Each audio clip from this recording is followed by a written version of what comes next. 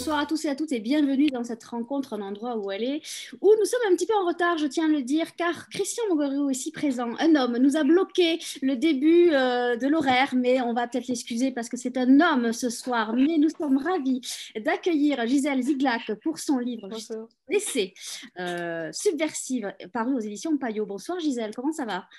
Bonsoir Nathalie, bonsoir Frédéric, bonsoir Christian. Ben, ça va très bien. Je suis ravie d'être accueillie en endroit où aller. Alors, Christian, est-ce que tu pourrais juste baisser ton petit couvercle pour qu'on voit le reste de ton visage, s'il te plaît? Ah oui, pardon, excuse-moi. les hommes ne sont pas très doués. Hein. Non, Voilà. les hommes, mais ça fait partie des stéréotypes. Les hommes ne sont pas très doués en technique. Nous, heureusement, les femmes, on est là. On va te faire une petite réflexion assez masculine. Une femme qui a écrit. Voilà, on va te faire une petite réflexion masculine. Ça serait dommage qu'on voit pas voit pas ton décolleté. Oui, c'est ça, exactement. Je vais vous laisser en bonne compagnie avec Christian. Ne vous laissez pas faire. Christian, ne te laisse pas faire non plus par ces femmes. Et moi, je reviens tout à l'heure pour les questions. Bonne rencontre. Merci Nathalie. Merci Nathalie. Alors, en fait, je vais d'abord montrer ce livre magnifique qu'on ne verra pas parce que je vous montrerai la couverture après, qui s'appelle Subversive, l'art subtil de n'être jamais là où on vous attend. Qu'est-ce que ça veut dire ce titre d'abord, qui est très intriguant, Gisèle? Alors, Subversive, l'art subtil de n'être jamais là où on vous attend, c'est une invitation pour les femmes à se libérer de toutes les contraintes et les injonctions sociétales, les normes stéréotypées. Par exemple, les femmes ne sont pas douées pour la technique, dont on vient faire l'expérience contraire. Les femmes ne sont pas très douées pour la géographie en général. Ah oui, c'est ça, on va rajouter pour la géographie entre autres. Donc c'est une invitation à se libérer, à sortir de tous les enfermements dans lesquels on est. Et pourquoi est-ce que c'est subtil? Parce qu'il y a différentes façons d'être subversive. On peut être subversive de manière très grave, de manière très profonde, et puis c'est aussi un jeu. C'est aussi un jeu parce que c'est un mouvement, parce que c'est un état d'esprit, c'est une façon de se comporter, c'est une façon de penser, c'est une façon de faire ce que l'on n'attend pas que l'on fasse quand on est une femme. C'est une façon de ne pas être au rendez-vous de toutes les injonctions stéréotypées et sociétales qui nous mettent beaucoup la pression, nous les femmes. Alors, avant que je vous laisse discuter avec Christian, puisqu'il va commencer cette interview, je vous mets dans le creux du livre, je dirais. Nous n'avons toujours pas le gène du fer à repasser. Cette activité n'a pas été codifiée dans nos ADN en dépit des prescriptions précoces des catalogues de jouets à Noël, censés nous initier à l'art domestique et activer notre goût pour notre propre domestication. Nous n'avons toujours pas le gène d'être au service d'autrui. Nous ne sommes ni un open bar, ni un open space. La chose pourrait paraître triviale et totalement désuète au XXIe siècle, mais il est des évidences qu'il est nécessaire de rappeler face aux stéréotypes persistants, à la charge mentale des femmes et aux tentatives pour les renvoyer par nature dans l'antre de la domus domestication, une sorte de grotte privée à usage exclusif des femmes.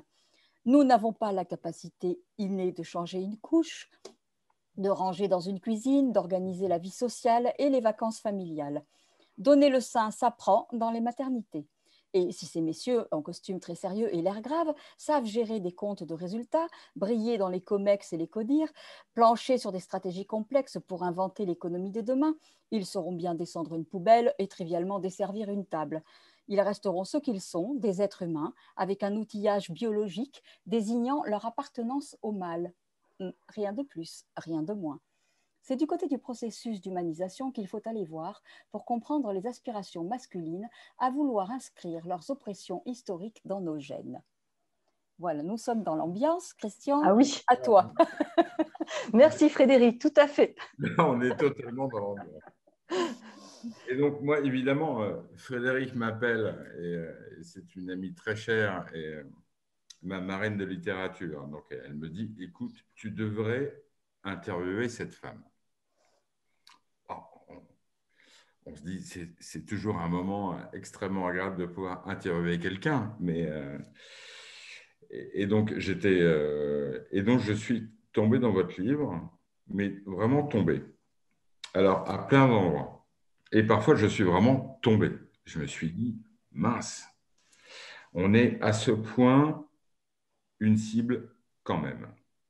mais on va on va y revenir. C'est un très beau titre. Et c'est un très beau titre, et je dirais même que c'est aussi beau que le deuxième sexe de Simone de Beauvoir. Vraiment. Euh, et je me suis posé une première question tout à fait bête, mais basique, et au-delà d'être un homme, et j'espère qu'on ne va pas à chaque fois s'excuser d'être qui on est, vous une femme et moi un homme, vous une écrivaine, moi aussi, et un journaliste, et je veux qu'on dépasse ça absolument, parce que Il y a tellement de choses à dire oui, d'autres. non, mais en plus, parce que moi, j'avoue, j'ai les yeux un peu fatigués là-dessus. Et j'avais envie de poser une première question, parce que ce titre est vraiment très beau. À quoi sert ce livre? À quoi sert ce livre? Il sert à libérer les femmes du besoin de la libération. C'est-à-dire que la subversion, qui est une prise de conscience à la fois de là où on vient, c'est-à-dire de comprendre que ce processus, Christian, que vous avez décrit, eh bien, ce n'est qu'un processus. La domestication des femmes n'est qu'un processus. Et comme tout processus, ça se construit et ça se déconstruit. La domestication des femmes, vous pensez qu'on en est encore vraiment là? Je pense que la domestication des femmes, c'est quelque chose qui est très subtil. Et on l'a vu, c'est quelque chose qui est très subtil et qui peut s'immiscer, mais dans n'importe quel endroit. Et donc, la subversion, c'est le twist. C'est la seconde où je sors, où d'un seul coup, je prends conscience que, oh my God, j'en suis encore là. Voilà, je suis dans ce processus de domestication. On veut me mettre dans les interstices de la domestication. Je prends conscience à travers une parole, un comportement, un geste, et je sors. J'en prends conscience et je sors. Donc, c'est un mouvement, la subversion. C'est ce mouvement, ce twist qui permet de sortir du piège que je vois ou qui ne me correspond pas pour finalement pouvoir m'affranchir finalement de siècles de domination pour construire quelque chose de complètement différent. Et là où je vous rejoins, c'est que la subversion dans ce livre, je la propose aux femmes, bien sûr, parce qu'on a besoin encore en tant que femme, on ne s'autorise pas en fait à être subversive. Voilà pourquoi c'est une invitation. Je voulais dire aux femmes qu'elles pouvaient l'être, qu'elles pouvaient s'autoriser à être subversives, parce qu'en s'autorisant à être subversives, elles allaient autoriser aussi les hommes à être subversifs. C'est-à-dire que les hommes et les femmes peuvent sortir ensemble d'une construction stéréotypée genrée qui ont instauré, parce que les hommes ont dominé de manière extra-biologique la civilisation occidentale et pas que celle-là, eh bien, ils ont instauré une sorte de rapport de force négatif entre les hommes et les femmes, mais qui n'existe pas, qui n'est qu'une construction. Et c'est intéressant pour personne, ni pour vous, ni pour nous. Et c'est fatigant à vivre. Et ça se retrouve très intéressant, de manière... Gisèle, pardon de vous couper, ça serait très intéressant que vous nous disiez au niveau historique d'où vous partez.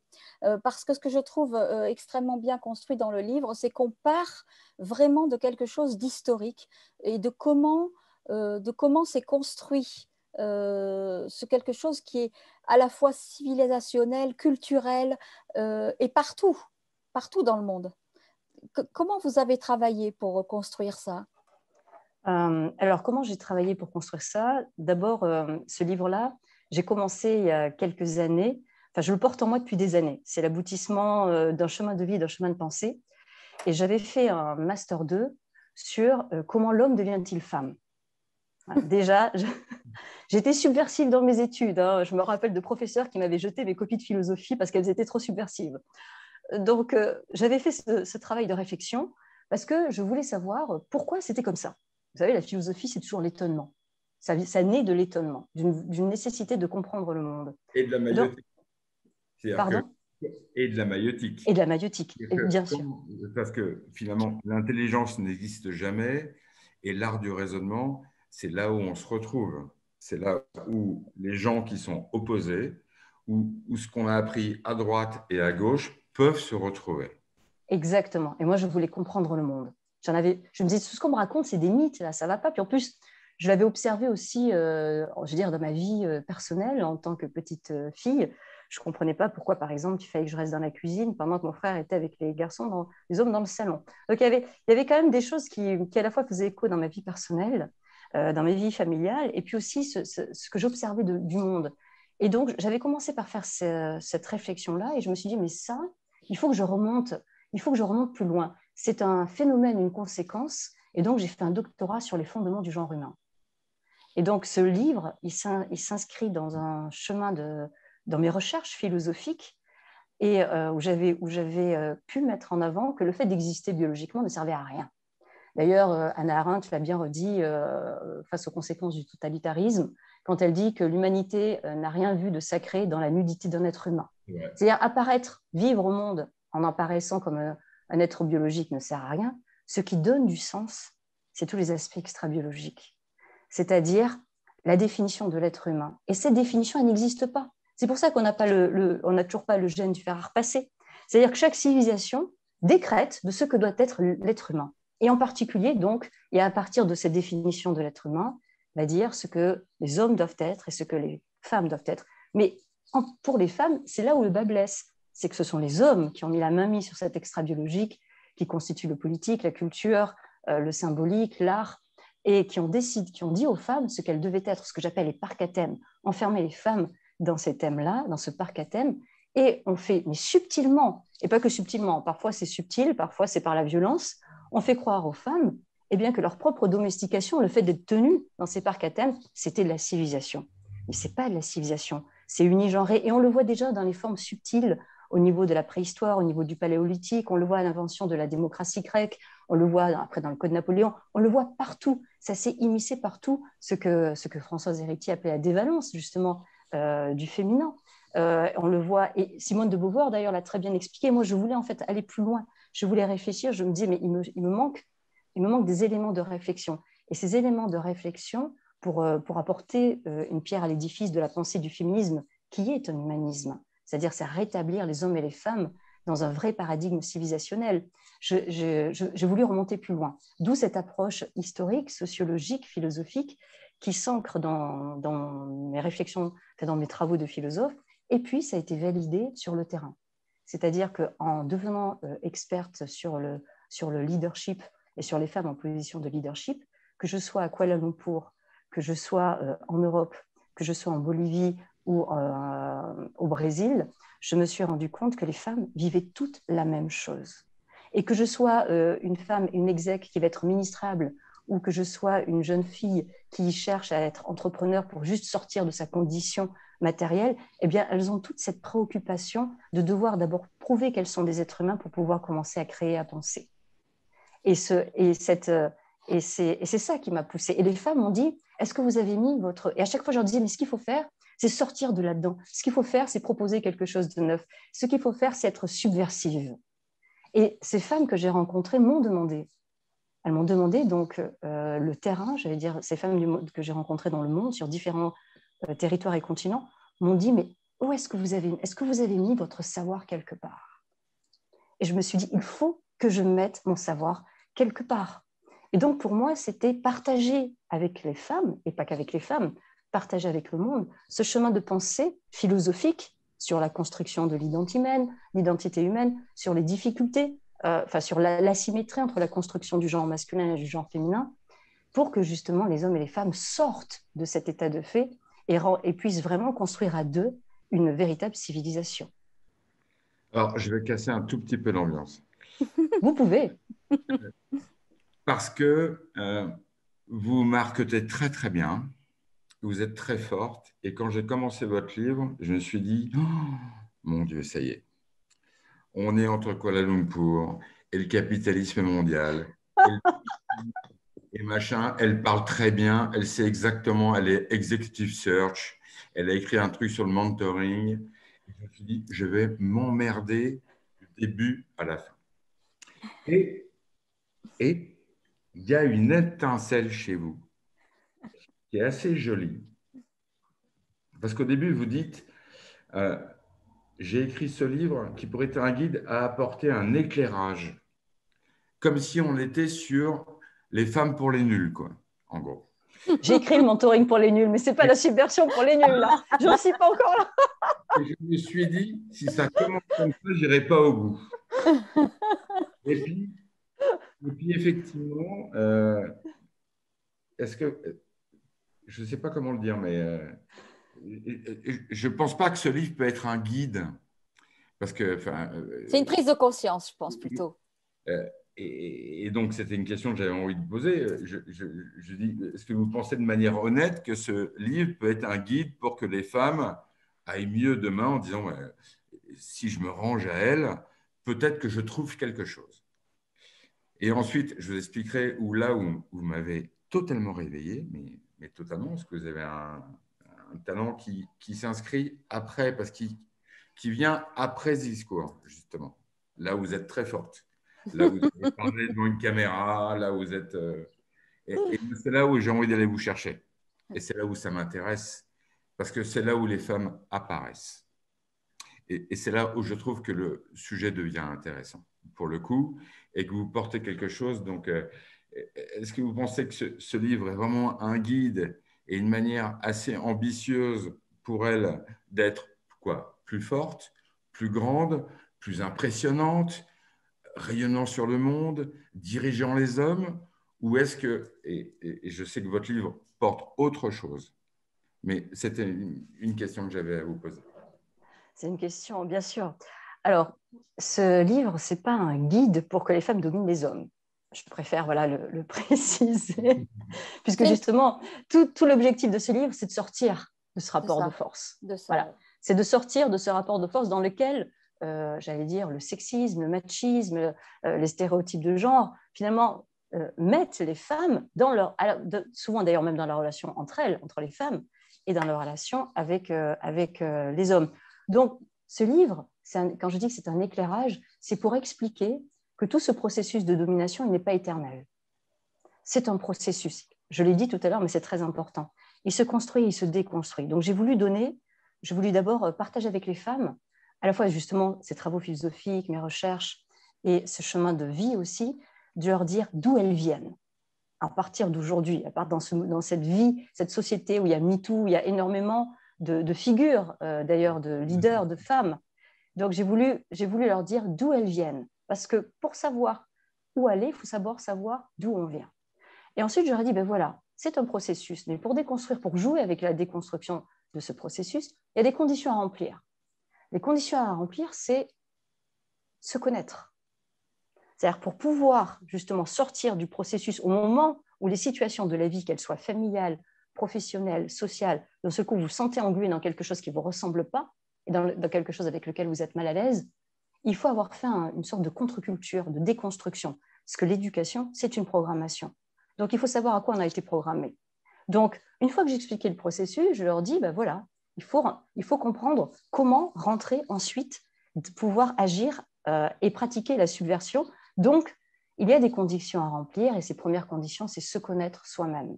Et pour se connaître soi-même, c'est une prise de conscience de son éducation, des complexes dans lesquels les femmes sont. Et ensuite, c'est agir subtilement, là où on ne nous attend pas forcément. Et donc, je donne des modalités issues de la vie à la fois professionnelle, familiale et sociale. Comment agir concrètement?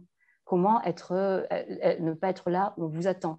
Par exemple, faire moins pour pouvoir être plus visible, être subtil ou faire preuve de ruse quand on veut vous enfermer ou quand on attend de vous ou qu'on essaie de vous manipuler. Parce que c'est souvent ça à travers les stéréotypes. Voilà ce que je leur dis, comment agir. Donc, comprendre que c'est un processus, comprendre d'où on vient, se connaître soi-même pour pouvoir agir librement. Et c'est une ode pour retrouver sa liberté d'être humain. Et donc, l'aspect révolutionnaire, il est là. C'est une ode pour retrouver sa liberté d'être humain et de pouvoir, en accédant à toute sa liberté d'être humain, eh bien, changer après la conversation à la fois avec soi-même, à la fois avec les femmes et à la fois avec les hommes. J'ai envie de dire vaste sujet, comme dirait De Gaulle, mais je vous entends absolument. Mais alors, vous avez un vrai talent, c'est que le livre est vraiment dense et que, voilà, après être parti un peu à reculons, comme si j'étais à Courchevel, en montant le premier téléski, je me suis dit, bon, je n'irai pas au télésiège. Et je me suis dit, cette femme vient quand même vraiment convoquer quelque chose. Outre le fait que vous offrez, je pense, un mode d'emploi existentiel qui me rappelle un peu le magazine Elle, un tout petit peu. C'est-à-dire que ça fait 40 ans que ce magazine publie les mêmes couvertures en disant aux femmes perdez 5 kilos, et que je lis dans ce magazine comment changer d'amant entre deux maris. Donc, ce que je veux dire, c'est que non, mais ce que je veux dire, c'est que les femmes n'ont pas été absentes de la possibilité de changer aussi leur paradigme, comme vous dites. Et après, je suis rentré dans le livre de manière plus profonde, et vous avez une force, ça c'est indéniable, c'est très bien écrit. C'est vrai, c'est vraiment, et moi je suis très sensible au style et on partage ça avec Frédéric. C'est écrit remarquablement et c'est extrêmement intelligent. Mais comme toutes les choses qui sont intelligemment écrites, on s'en méfie toujours. Et donc, moi, ma question, j'ai envie de vous dire, est-ce que vous pensez qu'aujourd'hui, les hommes sont tellement mitraillés? Enfin, moi j'avoue, je le ressens. Et je ne le ressens pas pour me dire que, oh, mon Dieu, il y en a marre et il ne faut pas que la condition des femmes n'évolue pas, surtout pas. Mais il y a une espèce de fatigue qui s'installe chez les hommes et qui est là. Alors, vous allez me dire, oui, enfin bon, il est temps que. Et donc, la question que je voulais vous poser, c'est, on en est où en fait? Comment on va faire ensemble? Alors, je voudrais juste intervenir pour dire que tu parles avec ton âge, là, Christian. Parce que les jeunes hommes… Elle me rappelle toujours quand je suis vieux, c'est chiant. Les jeunes hommes de l'âge de mes enfants, donc on va dire 25, 30 ans, etc., auraient plutôt un discours qui serait il y en a marre de ses parents, de ses pères machos. Nous, on n'est pas comme ça, on est une jeune génération, on ne fonctionne pas du tout comme ça avec nos amis et nos copines. Donc, je pense qu'il y a quelque chose, il y a un point de bascule. Gisèle, j'aimerais bien que vous me situiez, parce qu'on a beaucoup parlé du deuxième siècle de Simone de Beauvoir, énormément, énormément. Elle a détesté Annie Leclerc. C'est vrai. Elle a détesté Annie Leclerc parce qu'Annie Leclerc est arrivée devant Simone de Beauvoir et elle a dit non, ce qu'on veut, ce n'est pas le pouvoir pour être comme eux. C'est depuis quand c'est plus valorisant de pousser des wagons au fond de la mine plutôt que d'avoir des bébés. Valorisons aussi ce que nous sommes de différents.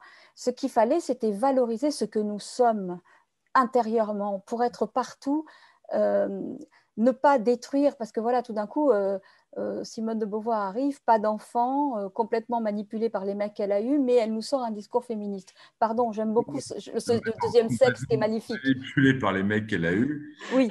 Non, mais… Et ayant des relations… Voilà, alors j'aimerais, Gisèle, que vous nous situiez, où est-ce que vous situez, comment votre livre se situe dans cet univers où il y a d'un côté celles qui ont voulu valoriser et celles qui ont dit on va être comme eux et comme ça on aura le pouvoir aussi.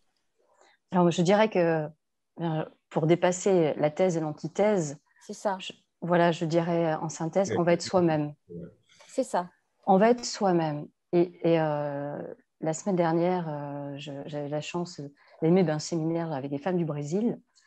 Et justement, on échangeait sur le fait qu'être une femme, ça pouvait être énormément de choses. Quand on est une femme, on peut avoir des enfants, ne pas avoir d'enfants. On peut vouloir être une exécutive, ne pas être une exécutive. En fait, ce n'est pas ça qui compte et ça n'a aucun intérêt. Par contre, le vrai pouvoir de la subversion, c'est d'arriver à être soi-même. Et peu importe le modèle que l'on va, entre guillemets, incarner. Et la force de la subversion, c'est de ne pas céder aux injonctions. De ne pas céder aux injonctions quand on veut que je sois une mère et que je n'en suis pas une, et qu'on me le fait le reproche. Quand je voudrais avoir de l'ambition et que je n'ai pas la possibilité de le faire, quand je voudrais faire partie du boys club et que je ne peux pas, ou quand je n'ai pas envie d'y aller et qu'on va me le reprocher. Donc, il n'y a pas il n'y a pas d'injonction en ce sens-là. Ce qui compte, c'est d'être pleinement soi-même dans sa plénitude d'être humain. Et c'est pour ça que je ne suis ni dans le différentialisme, ni dans l'essentialisme. Je pense qu'on a quelque chose à créer, une marche supérieure, qui pour moi est l'humanisme. Et dans l'humanisme, dans cet humanisme, il faut vraiment concrétiser hommes et femmes ensemble, on a la possibilité d'être dans sa plénitude d'être humain. Que l'on soit un homme ou que l'on soit une femme. Et quand on est un homme, on n'est pas obligé de céder aux injonctions de la virilité, on n'est pas obligé de céder au code stéréotypé de l'identité masculine. On peut être aussi soi-même. On peut montrer sa sensibilité, on peut montrer sa vulnérabilité. Et je pense que c'est ça. Et il faut arriver, et c'est pour ça que je disais tout à l'heure, que ce livre aussi, c'est une invitation pour se libérer la libération. Pour moi, quand on aura vraiment atteint hommes et femmes l'humanisme, on ne sera plus dans des oppositions, différentialisme, essentialisme, rapport de force entre les genres. Ça sera un autre type de société. Une société dans laquelle on peut vraiment accéder à sa plénitude d'être humain et choisir ce que l'on veut. Et si on a envie d'avoir des enfants et d'être une exec, on peut. Si on n'a pas envie, eh bien, on ne le fait pas. Voilà, c'est ne pas céder aux injonctions sociétales. Donc, c'est ça.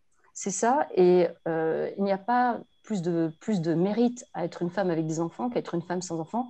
Il n'y a pas de compétition entre les femmes, ni de compétition entre les hommes, ni de compétition entre les hommes et les femmes sur ce qu'ils doivent être. Ils ont juste à être, mais est-ce qu'on a la possibilité de l'être? C'est ça la question. Et comment?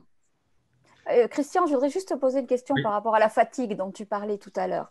Parce que je pense que cette fatigue, elle vient de quelque chose qui est lié à l'actualité et qui est lié à quelque chose d'assez agressif. L'accumulation médiatique. Mais je ne te vois pas, je vois pas dans ce cadre-là, par exemple, prenons un exemple. Quand on parle des lettres de Flaubert à Louise Collet, et tu es trop littéraire pour ne pas être sensible à ça, on ne parle jamais du fait que Louise Collet était poète. Louise Collet était poète, on en parle comme d'une muse. Elle écrivait. Là, les discours, enfin, il suffit de voir notre Académie française. Enfin, il y a 3 femmes ou 4 femmes, je ne sais même plus. C'est une catastrophe. Dans le rapport, là, si vous voulez voir sur Centre Hubertine Auclair, vous aurez le rapport de comment on parle des femmes dans la littérature. Comment les manuels, donc les manuels, c'est quelque chose, c'est l'école quand même, hein. Les femmes sont inexistantes. 3,7% des femmes sont dans la littérature. Et cette représentation, elle est importante parce que si on n'est pas dans les manuels scolaires et si on n'est pas toutes ces femmes scientifiques, poètes, créatrices, si elles ne sont pas là au départ, il n'y a pas non plus les hommes, par exemple Condorcet ou Poulain de la Barre, qui se sont engagés pour l'égalité entre les femmes et les hommes, ne sont jamais mentionnés. C'est-à-dire que ni les uns ni les autres, sur ce sujet-là, ne sont mis à jour. Ça, mais là, on parle de stats, on parle de… Mais c'est important, les stats. Oui, bien sûr que c'est important. Oui, ce qui ne se mesure pas n'existe pas. Hein, donc, oui. Ou ce qui ne se mesure jamais peut se vivre. Mais ça peut être aussi… On peut rester littéraire. Et, ce que j'ai aimé dans votre livre, et c'est là où j'aime là où vous me plaisez pour le coup beaucoup, je pense que l'homme n'est pas par essence le contraire de la femme, c'est ce que vous racontez d'ailleurs, et vous dites la femme n'est pas le contraire radical de l'homme. Et d'ailleurs, c'est marrant parce que quand vous faites cette afférence, c'est-à-dire que vous dites l'homme n'est pas par essence le contraire de la femme, mais la femme n'est pas le contraire radical de l'homme. Et c'est bizarre comme il n'y a pas d'homothétie à ce moment-là. C'est-à-dire que pourquoi on rajouterait un mot sur cette opposition alors qu'on est fait pour se rejoindre, pour s'aimer, pour s'embrasser, pour danser, pour écrire des choses. Et j'entends ce que dit Frédéric sur, oui, Man Ray et Lee Miller à l'époque, qui invente quasiment toute sa technique photographique et finalement, est-ce qu'elle est vraiment considérée comme la femme qui a compté? Oui, oui, parce que moi, je l'ai regardée. Et moi, je ne suis pas… Moi, je n'ai pas le permis. Je n'ai pas de montre. Je ne suis pas un mec comme on considère encore les hommes. Je ne fais pas partie C'est un scoop. des hommes. Non, mais pas du tout. Et Frédéric, pas du tout. Et donc, à cliché et demi. Mais ce que j'ai, enfin, ce que je veux dire, ce que j'ai aimé, votre livre est très dense. Il est, quand je dis qu'il est dense, c'est que, Avec un E ou avec un A? bah, avec les deux. Les deux, je crois. Non, non, absolument. Non, non, absolument. Non, absolument. On n'est pas dans un livre genré, on n'est pas dans un. On se dit pas. Oh, non, il y a un vrai propos. Et après, ma question, c'est qu'est-ce qu'on fait de ce propos? Voilà. C'est subversive. Est-ce que vous l'êtes vraiment? Est-ce que Moi, vous oui. pensez que dans votre vie, tous les jours, vous l'êtes tout à fait? Parce que j'entends exécutive, capitalisme, truc. Je vous sens quand même dans un système qui est waouh, ça marche, quoi. On s'adresse à des gens et votre propos va ou devrait toucher des gens qui n'ont pas ces moyens-là, ni intellectuels, ni de pouvoir se bouger, ni de pouvoir faire une réunion marketing en Zoom, qui n'ont même pas Internet. Et donc, à ces femmes-là et à tous ces gens, et c'est aussi la force de la littérature. Hein, Mais le côté subversif, tu sais, il existe oui, sans réunion Zoom et sans machin. Moi, j'ai déjà vu des femmes de 75 ans dans un village me dire j'ai vu la mode, mais pour éviter 40 ans d'emmerdement, on n'a pas besoin de se percher à 15 cm. Gisèle est très intelligente, très, très intelligente, et sans doute plus que nous. Elle a un très beau cerveau, et on ne peut pas en douter. C'est impossible en lisant son livre, en se disant waouh, quand même, c'est campé. Mais en fait, il y a la tempête de Paris et la tempête de New York et la tempête de Kuala Lumpur, mais la vraie tempête, celle qui se passe dans les régions, dans le rural, vers chez les femmes qui n'ont pas tous ces moyens, qui ne lisent pas un livre par an et qui n'ont pas accès à vous, à moi, à n'importe qui, et qui nous regardent comme des vikings en disant mais ils sont dingues, de quoi ils parlent, et qui se demandent qu'est-ce qu'on dit à ces femmes. Eh bien, Christian, pour ces femmes-là, moi j'ai un engagement sociétal. Ça, c'est un début de Jacques Brel, hein, quasiment. J'ai par ailleurs, en fait… Vous pouvez nous le rechanter? J'ai un engagement sociétal, philanthropique, j'allais dire, depuis des années, puisque j'ai créé une association qui s'appelle Open Mentoring Network. Avec ma sœur, il y a quelques années, j'ai commencé en 2012, en Île-de-France, à mettre des programmes pour ces femmes qui sont les femmes du 9-3, voilà, les femmes du terrain qui n'ont pas accès, qui ne vont pas passer par l'ENA ou par les grands groupes, et dans lequel je suis totalement bénévole. Donc, j'ai un véritable engagement sociétal depuis des années à côté pour aller vers ces femmes sur le terrain qui n'ont pas, entre guillemets, les ressources, pas les moyens intellectuels, mais les ressources pour pouvoir accéder. Sans doute les deux. Oui, et donc je vois une vieille femme tous les matins qui ouvre sa fenêtre, qui a 65 ans et qui fait ses mêmes pas tous les jours, et je me dis, et je la regarde avec émotion parce que c'est émouvant de regarder les choses et comment le rossignol chante le matin et les oiseaux, et quand on se pose un tout petit peu. Et ce n'est pas une dimension intellectuelle en disant je la regarde parce que tout d'un coup, je suis dans le sud-ouest en ce moment et donc je la regarde. Et je me dis, comment cette femme peut prendre l'ensemble de ces messages et en fait les comprendre. Mais ça passe par les filles. Et c'est pour ça, d'abord, ce livre, c'est très important de dire que ce livre est quand même nourri de ce que vous faites sur le terrain, je pense. Oui. Que vous avez identifié sur le terrain. D'ailleurs, c'est sa grande force. C'est sa grande force. Donc que là, vraiment nourri de ça. J'étais sur le cul à la fin. Mais après, il faut dire aussi que ça passe par les filles. C'est-à-dire que effectivement, tout ce qui est, par exemple, tout ce qui est, je me rappelle d'avoir filmé les premiers femmes dans les associations qui allaient dans les banlieues parler aux femmes africaines du fait qu'il ne faut pas exciser les petites filles.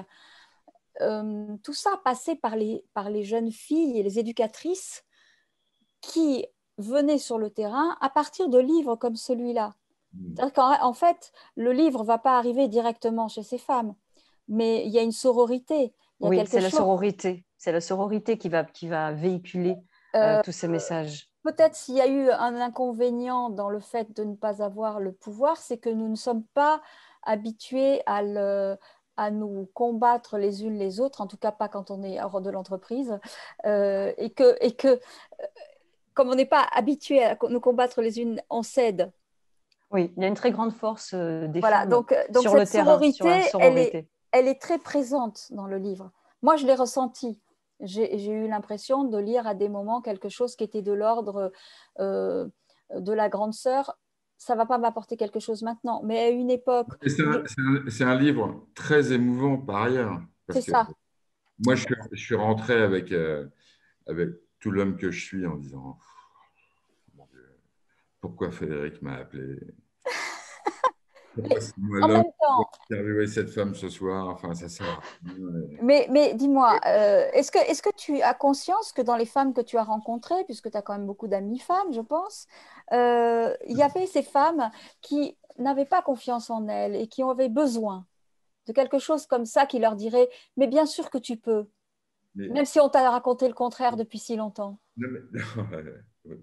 Oui, c'est ça, c'est mettre des mots en fait sur les situations. Et je te répondrai par une simple phrase, c'est que il faut aussi s'apercevoir que de tous les hommes qui ont peur et qui ne savent pas, et qui ne sont pas des prédateurs, et qui ne sont pas des dingues. Bien sûr, et qui ont peur. Oui, d'accord. Mais nous, on a peur et on le sait. Je me rappelle, c'était dans une réplique d'un film. Hein. D'ailleurs, c'est Martine Delvaux que je cite dans le livre qui disait qu'il y avait une grande différence entre les hommes et les femmes. C'est qu'un homme a peur qu'une femme se moque de lui et une femme, elle a peur qu'un homme la tue. Voilà. Et je trouvais que quand elle disait ça, oui, mais ça donne un peu tout le décalage. Hein, c'est extraordinaire.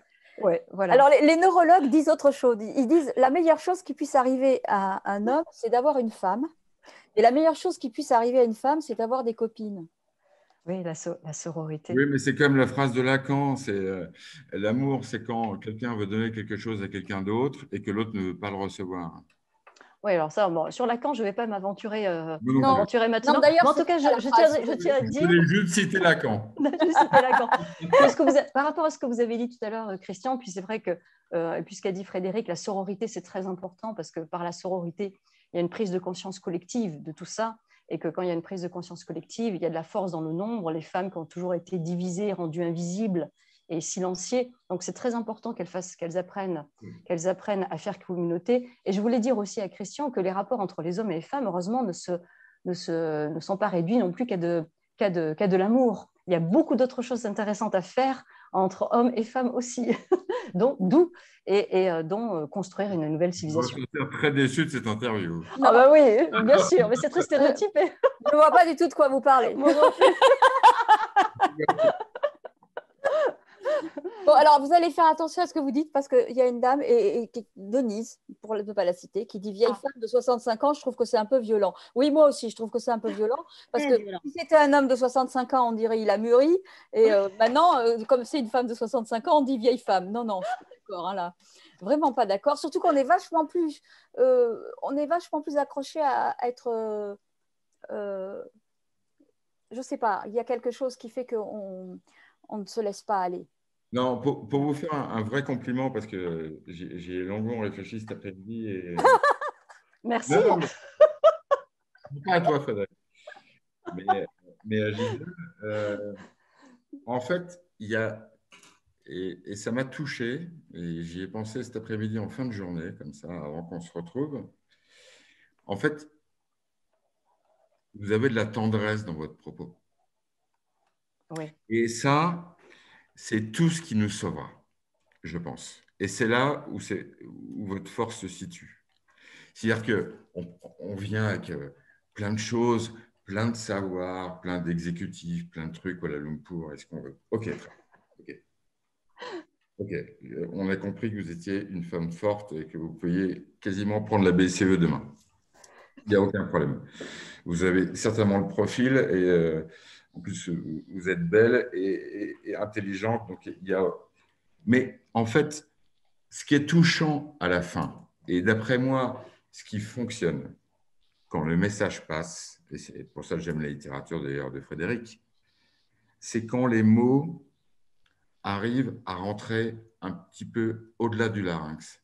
Et il y a des passages dans votre livre qui m'ont attendri, vraiment, où j'ai senti que vous étiez dans une attitude qui était forte et fragile en même temps, parce qu'on ne vient pas en assénant, parce qu'on passe notre temps à vivre ça. Donc, on ouvre BFM TV en disant vaccinez-vous, faites ci, faites ci, faites ci, faites ça. Faites ça. OK. On est tous devenus des... Et vous avez vraiment ça. Et ça, c'est votre force. Gisèle, vous avez atteint la rate de Christian. Je ne le connaissais pas avant. Non, mais c'est vrai. Et je ne le connaissais pas avant. Et pour le coup, et c'est votre force. Et ce n'est pas une tendresse simplement, c'est une tendresse du style. C'est-à-dire que vous rentrez dans les veines. À un moment donné, on se dit, là, OK, ouais, là peut-être, ouais, là je devrais réfléchir. Et en fait, la force d'un livre, c'est ça. C'est la prise de conscience dont on parlait avant. Nathalie, est-ce qu'il y a des questions? Merci beaucoup, Christian, parce que je l'écris avec le cœur et pas qu'avec l'esprit, ce livre. Je l'écris avec le cœur. Oui, voilà, d'abord avec le cœur et l'esprit a aidé, bien sûr.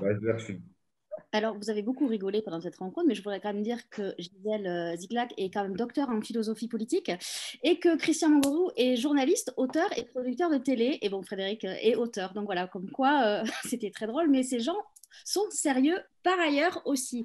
Il y a On essaye. Il y a une message d'Isabelle qui apparemment vous connaît, Gisèle. Elle dit « Et pourquoi ne pas faire aussi un livre afin d'expliquer aux hommes leur propre programmation, qu'ils comprennent d'où ils viennent aussi. Nous, grâce à ton livre, Gisèle, nous avons les clés vers notre liberté, mais il faut les faire bouger eux aussi, ces chers messieurs. » Je pense que c'est déjà dedans, là.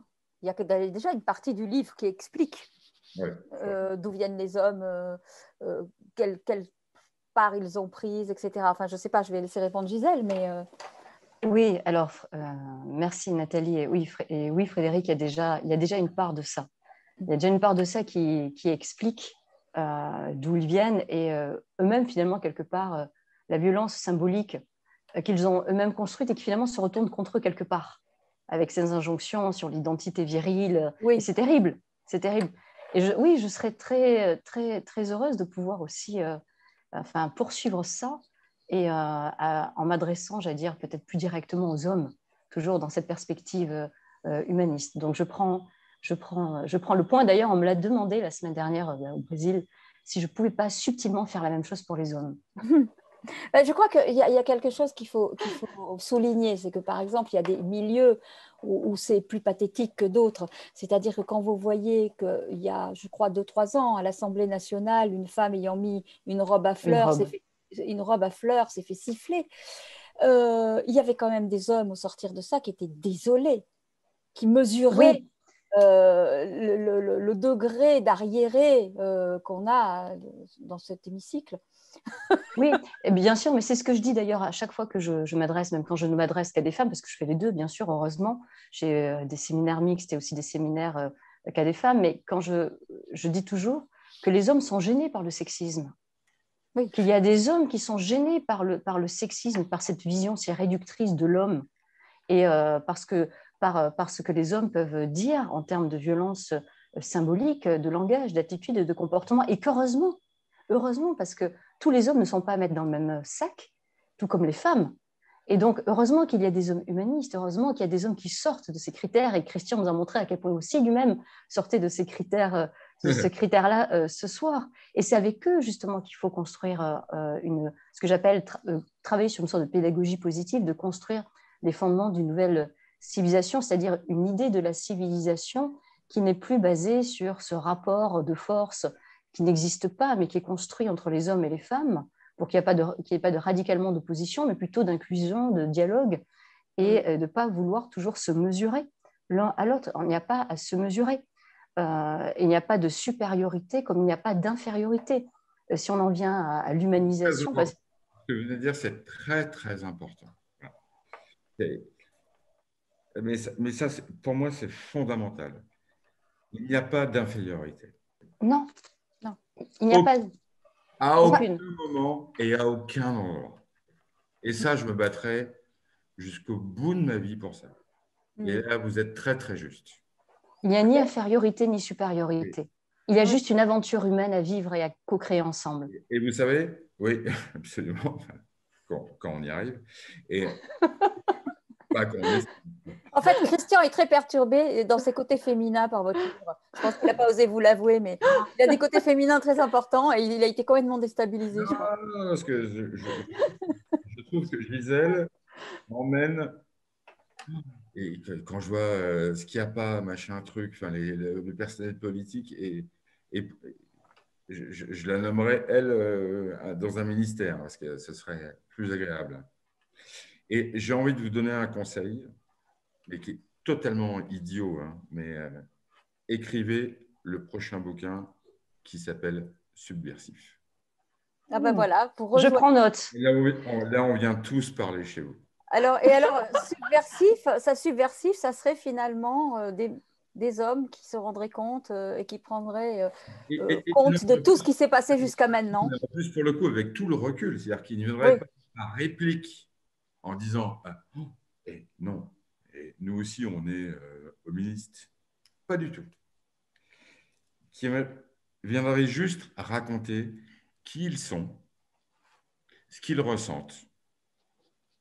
Et quand on n'est plus viril à 40 ans et quand on s'écroule, eh ben on ne l'est plus.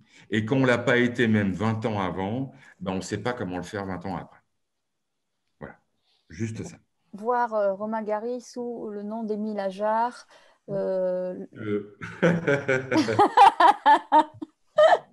Au-delà de cette limite, votre ticket n'est plus valable. Gisèle, en plus, a le talent pour... Enfin, je ne sais pas, je suis assez attiré par ce qu'elle offre et ce qu'elle... Il y a un côté choral qui est agréable et enfin, tu me connais aussi un peu et voilà. Je ne te donnerai pas de numéro de téléphone. On est liés par le Zoom, là. Une question pour Gisèle, oui. Une question littéraire, puisque je suis libraire, donc on va recentrer un petit peu sur la littérature. Que représente pour vous l'Odyssée d'Homère? Ah, l'Odyssée d'Homère. Vous citez dans votre livre, justement. Oui, eh bien oui, parce que c'est dans l'Odyssée, quand il y a cette différence. Oui, j'ai expliqué que Pénélope et Ulysse ont fait preuve de métisse, de ruse pour essayer de défier leur environnement, mais que la subversion d'Ulysse n'était pas du tout perçue comme la subversion de Pénélope. Et donc pour moi, dans ce récit que je trouve merveilleux, que j'ai toujours adoré depuis que je suis enfant, que je l'ai découvert, il y a quand même une injonction sur une séparation du rôle masculin du rôle féminin, puisque même quand Pénélope, elle ne va pas quitter son île, hein, sa domestication, c'est une île, entre guillemets, elle ne va pas quitter sa maison, son fils Télémaque lui dira d'arrêter de parler, donc elle n'est pas dans la visibilité, elle n'est pas dans le langage, donc se joue dans cette naissance un peu de la civilisation, et dans ces premières œuvres littéraires qui sont si fondamentales pour nous, eh bien se joue déjà cette inégalité, ce traitement inégal et asymétrique entre les hommes et les femmes. Alors moi, il n'y a plus de questions. En tout cas, c'était un débat très animé, très intéressant. Vous nous avez élevés vers le haut ce soir. J'ai une dernière question pour Gisèle. Est-ce qu'un jour, on ne sera plus asymétrique? Oui, bien sûr. C'est nous qui le voulons. C'est nous qui le construisons et c'est nous qui le désirons. Donc voilà, c'est une volonté individuelle qui va se construire en volonté collective. Et je tenais aussi à remercier Laure-Hélène Akaoui, mon éditrice avec laquelle j'ai eu cette très belle aventure. Voilà. Il y a des très beaux passages là-dessus, les plus beaux que je connaisse dans Rilke, dans Lettre à un jeune poète. À un moment, il parle de la façon dont les hommes et les femmes se rejoindront.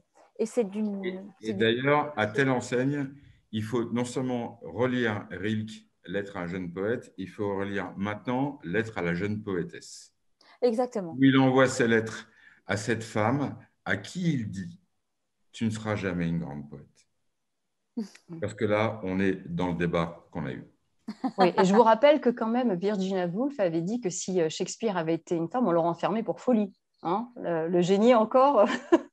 Et je vous rappelle aussi que Virginia Woolf a pris une chambre à Une soi, chambre à soi, oui, tout à fait. où elle disait juste une chose, sois libre, et une chambre à toi, sois indépendante. Et on était dans les années 20. Ouais. Et ton espace, oui, crée ton espace.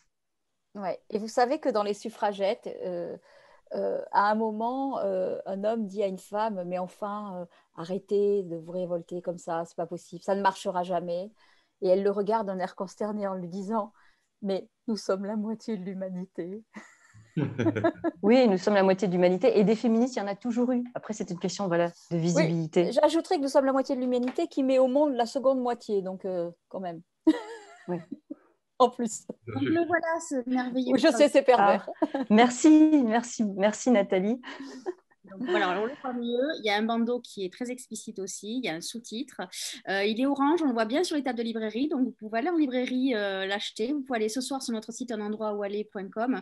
Cliquez, vous serez redirigé vers une librairie indépendante. Avant de vous donner le mot de la fin, Gisèle, donc, on remercie les éditions Payot, parce qu'il est sorti aux éditions Payot.